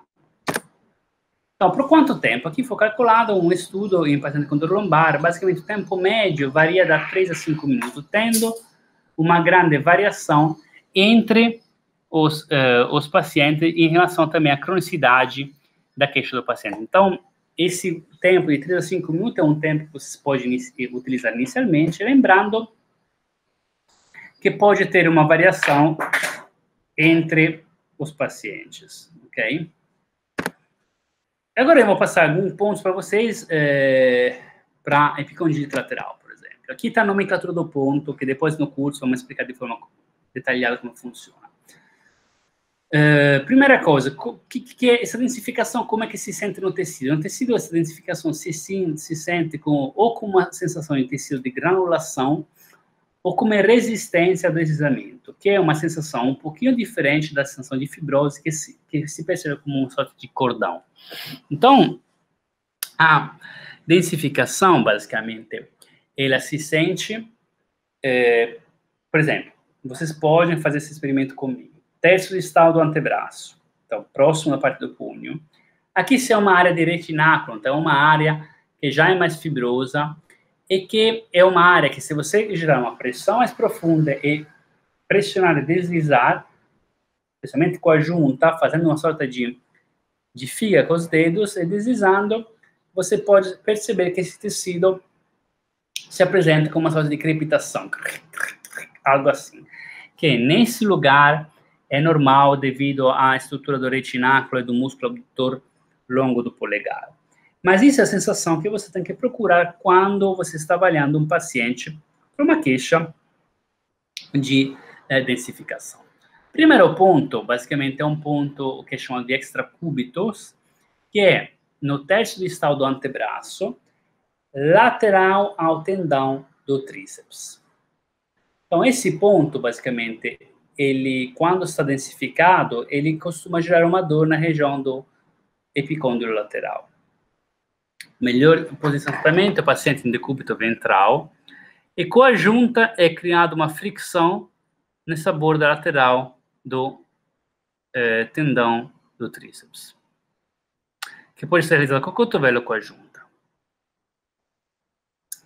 Depois, vocês podem baixar, eu deixei um anexo que está aqui no Google Meet, que você pode baixar com o PDF, com esses pontos, para depois você começar a aplicar com os pacientes. Qualquer dúvida, pode depois entrar em contato comigo pelo Instagram, pelo e-mail, ou pelo WhatsApp, se tiver alguma dúvida relacionada ao tratamento desses pontos. Um outro ponto, chamado extracarpo, ele está na parte do antebraço, no terço médio do antebraço, sobre os músculos do extensor comum dos dedos. E aqui será o mesmo tipo de intervenção, então. Fricção profunda, deslizamento que é realizado inicialmente em todas as direções para observar em qual direção se percebe mais uma restrição de mobilidade. E esse ponto também, muitas vezes, pode ser envolvido numa queixa, ou na região dorsal do punho, ou também na região do epicôndilo lateral.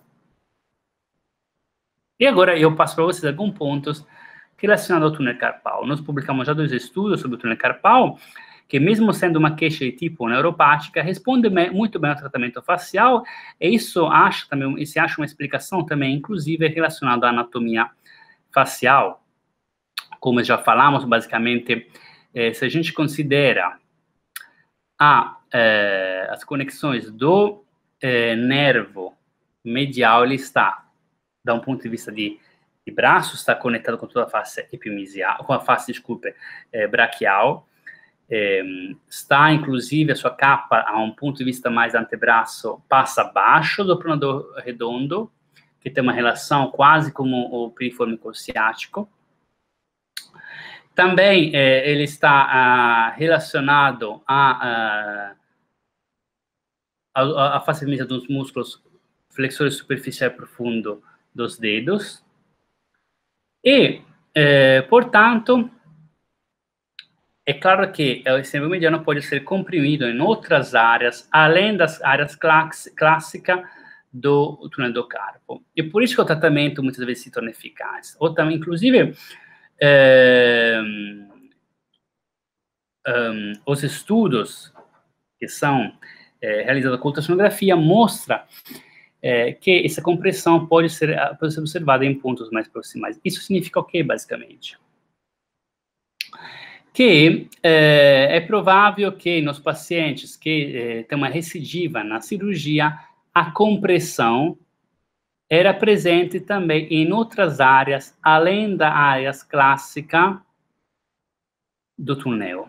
Então, o tratamento se pode tornar uma estratégia interessante até no pré-cirúrgico, para ver se realmente liberando as outras áreas mais proximais, de repente, melhore a sintomatologia do paciente. Porque muitas vezes há uma área de compressão múltipla, que remete ao conceito, que já é um conceito um pouquinho antigo, que foi proposto vários anos atrás, de double crash syndrome, então de síndrome de compressão múltipla, que realmente, segundo a anatomia facial, é algo bem explicável, né? Então, vamos aqui ver alguns pontos. O primeiro ponto, que é chamado de intracúbito, ele está basicamente ao nível do pronador redondo. Então, isso significa... Um segundo só. Isso significa que você vai ter que prega do cotovelo, descer um pouquinho, de repente se ajudando com o movimento de pronação, observar a banda de fibra do pronador redondo, mais ou menos a metade você encontra essa área que pode ser tratada com a junta, e basicamente é muito fácil que o paciente com túnel carpal tenha uma área densificada nessa região, e que ao estimular esse ponto se gere depois a clássica radiação do túnel carpal. Intracarpo está metade do antebraço, entre os tendões do palmar longo e flexor radial do carpo. Também esse ponto, que basicamente está mais ou menos aqui, então, metade do antebraço, em sentido de comprimento, e também linha média, se encontra o ponto que está envolvido muitas vezes em queixa no punho, na região ao lado do punho, e também remete à síndrome do túnel carpal. Aqui também o nervo mediano passa justamente entre os músculos flexor superficial e profundo dos dedos. E aqui o último ponto interdígito, que está entre o terceiro e o quarto dedo, na poneurose palmar, que também está muito envolvido em queixa de parestesia e de dores até em movimento de preensão da mão.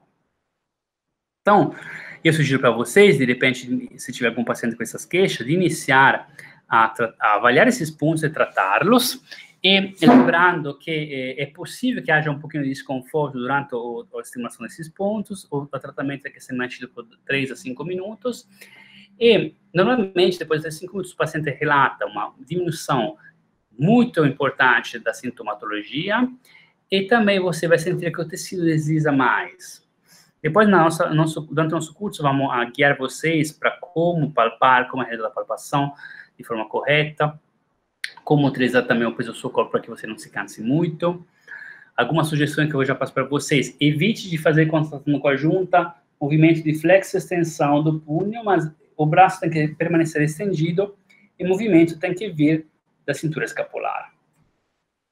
Agora podemos abrir um momento para nossas perguntas. Então, para vocês que já está inscrito no curso, nós vamos ver esse final do mês. Compartilhe com seus amigos ou seus colegas que possam ter interesse para o nosso curso em portaria. Está confirmada a turma, a Golden. E depois que de vocês comece a realizar algum atendimento e tem algumas dúvidas, pode entrar em contato comigo, que eu vou ajudar um pouquinho nesses pontos, ok? Se tiver algumas perguntas, algum comentário, pode escrever. Diz que tem 0 anexo, Tuane. Então, vou ver isso com a Golden, senão envia um e-mail para Estudo Golden, ou pode enviar um e-mail para mim. Eu vou colocar o PDF para aqui, dentro do grupo do curso, eu vou colocar no grupo. Que não for do grupo, pode me enviar uma mensagem, ou pode entrar com a Golden, que vou enviar o PDF para vocês. Ok? Se alguém de vocês tiver algumas perguntas...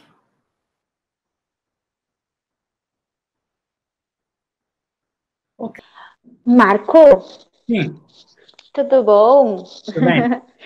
Olha só, tenho uma dúvida, mas é muito mais com relação à sistemática da aula que foi, Sim, porque como eu estava atendendo o paciente, eu entrei às 10h30. sim, Aí, como é que, claro, aqui um pouco pode ser redundante para os colegas, né?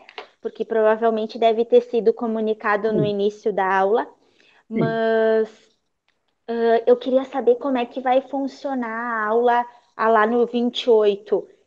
Vai ser online assim, a parte teórica? Como é que Não, vai a acontecer? intenção, isso é uma coisa que agora temos que definir um pouquinho em relação a como é que vai a situação, infelizmente, em relação a qual é que são as diretrizes também em relação ao Covid. Inicialmente, se tudo for bem, a ideia é que o curso seja feito de forma presencial, mantendo distanciamento, todo mundo de máscara, feche, então tem que ser todo manter esse tipo de... Mas a ideia Protocolo. é de manter o curso de forma que é. Então, a gente vai rever na prática também toda a anatomia, toda a fisiologia de forma mais extensa.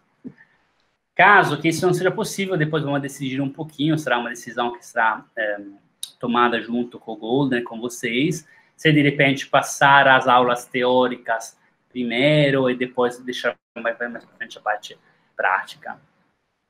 Perfeito. Obrigada. Obrigado. Beijo. Beijo. Marco, Sim. e já tem uma previsão de data para essa primeira aula presencial? Primeira aula presencial, agora eu acho que deve ter algum estudo Golden aqui em linha, mas a previsão é dia 28. Tá. Claramente depende um pouquinho de como será a evolução. Esperamos que teremos quase um mês na frente, então esperando que as situações melhorem. Se não, depois é uma decisão que vai ser tomada pega com toda a parte de vocês, do Golden, se de repente passar uma outra parte teórica online. Isso está comentando no estudo Golden. A princípio é dia 28, e depois iremos definir um pouquinho em relação, se de repente passar uma parte teórica online. Marco, ali tem uma pergunta no chat com relação ao sentido da fricção.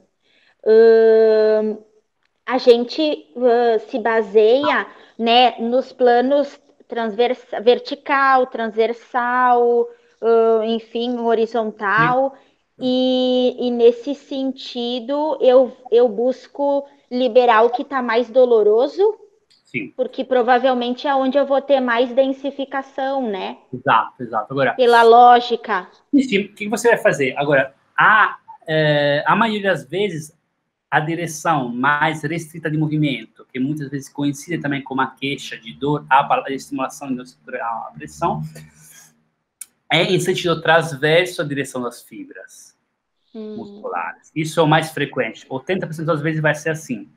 Mas, como há caso que isso é diferente, o ideal é, quando realizamos essa fricção, de fazê-lo de uma forma, tipo fazendo uma sorte de asterisco. Asterisco. Ou uma estrela. Então, se procura em todas as direções, observar qual direção se encontra mais restrita com a mobilidade e como dor relatada pelo paciente é a palpação. Entendi. Então, nesse caso, o que vai acontecer? Que várias vezes você vai encontrar mais de uma direção alterada, densificada. Então, normalmente se inicia, como você justamente falou, da direção onde se sente mais restrição ao deslizamento, mais que dor. Uma vez que essa área de restrição ao movimento numa direção melhora, passamos para outra direção. Uma outra estratégia, que depois vamos falar, tem no grupo que você pode utilizar, é fazer uma sorte de manobra um pouquinho mais circular, que pega um pouquinho mais que uma direção. Tipo horário e anti-horário. Isso. Você pode fazer um pouquinho assim, para ver nas direções diferentes. Lembrando que, inicialmente, de repente, devido a talvez ter um pouquinho menos de sensibilidade em relação ao que é a densificação, vocês podem utilizar até a queixa do paciente, ou seja, olha, essa direção dói, sim, essa aqui eu sinto mais dor. Normalmente, quando você tem uma densificação e você fricciona o tecido em cima da densificação, a queixa de dor do paciente é uma dor pungente. Então, tipo uma dor agulhada, bem aguda. Não é aquela dor de pressão de músculo. Então, você cria um feedback com o paciente e fala, olha, ok, quanto está doendo? 5. Então, quando chegar à metade, você me avisa. Então, quando você vai manipulando, quando a sensação do paciente diminui da metade, você está bem, você pode, tipo, parar o tratamento e reavaliar o movimento do paciente para ver se melhorou a sintomatologia. Agora, é fácil que no início a gente utilize mais pressão do necessário. E com o tempo a gente vai diminuindo isso. Então, uma pergunta importante, Marília, o deslizamento não é contínuo, sim. Então, exemplo, você gera mais ou menos um deslocamento de 1 centímetro na pele, não mais que isso. Lembrando que a fricção é profunda. Ou seja, vamos supor um ponto aqui na região do sensor comum. Você gera uma pressão até chegar no ponto, e depois a fricção. Essa fricção é profunda, então, eu não deslizo na pele, senão eu vou lesionar a pele. A pele tem que permanecer intacta. Então, é profunda e desliza. Deslizamento profundo. Mais ou menos 1 centímetro de deslizamento, podemos dizer, mais ou menos em todos os sentidos. Para achar o ponto de dor, faz deslizamento, no sentido, sim, a dor é mais um produto, digamos, dessa estimulação dessa região, ok, Guilherme? Então, o que acontece? A pressão que você utiliza não deveria gerar dor em um ponto onde não há uma densificação.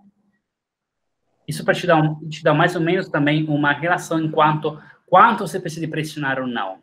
Porque é claro que se eu pressiono de uma forma exagerada, é claro que o paciente me irá traumar dor. Então tem que ter os dois fatores. Você tem que sentir que o tecido não desliza. Pode ser normal que no início demore um pouco para ter essa percepção. E o paciente te relate uma queixa de dor. Então você vai pressionar um pouco, você sente melhor o deslizamento e o paciente sente uma dor. No início, utiliza a queixa da dor do paciente. Então, vá na localização dos pontos que foram mostrados. Estou aqui, metade do antebraço. Bom, o ponto está aqui. Bom, vamos ver, então, eu vou fazer uma pressão mais profunda, vou ver o que o paciente me relata. E pergunto se tem uma dor tipo pungente, como se tivesse uma agulha.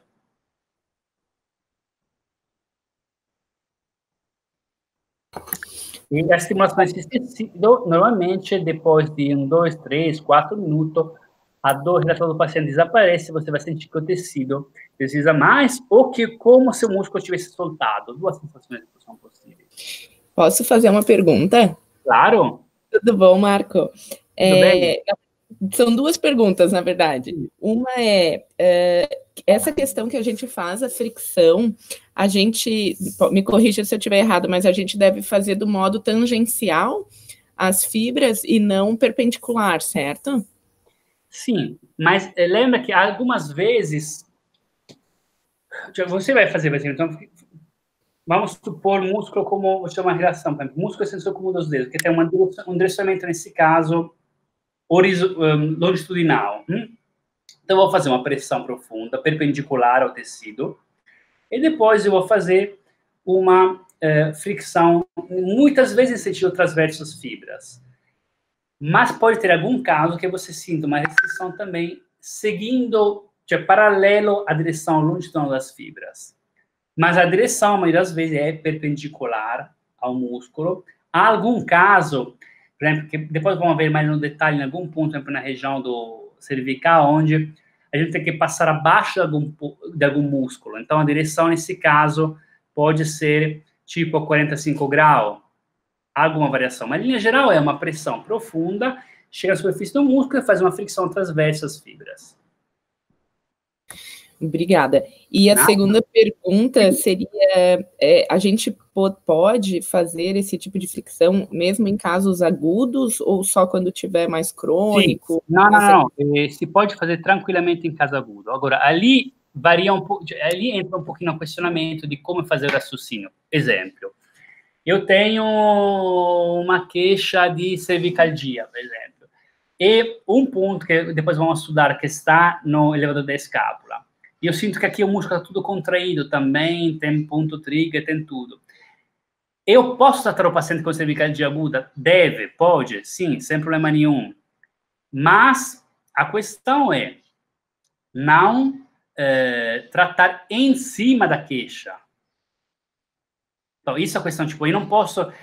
se eu vejo que uma área principal que está mais contraída é a região do elevador da escápula, eu não vou aflexionar aqui em cima, porque isso se torna muito doloroso, tem contratura muscular, não vou ter efeito nenhum. Então, eu vou avaliando e tratando pontos que são da mesma linha, que depois vamos ver que se chama sequência, como seja o mesmo meridiano, para ele dar uma relação, mesma cadeia, mas pontos mais distais da queixa principal do paciente, de forma que eu posso intervenir sem gerar muito dor no paciente, sem gerar até uma pior em algum caso. Obrigada. Mas, realmente, no agudo funciona muito bem. Então, dá para tratar paciente agudo justamente para essa continuação. A gente utiliza essas continuações anatômico-faciais justamente para conseguir tratar uma queixa aguda sem intervenir em áreas próximas da queixa. Ok, então, um bom final de semana para todos. E qualquer dúvida, entre em contato comigo. E quem participa do curso, esperamos que conseguimos se ver no final do mês. Um beijo a todos, muito obrigado.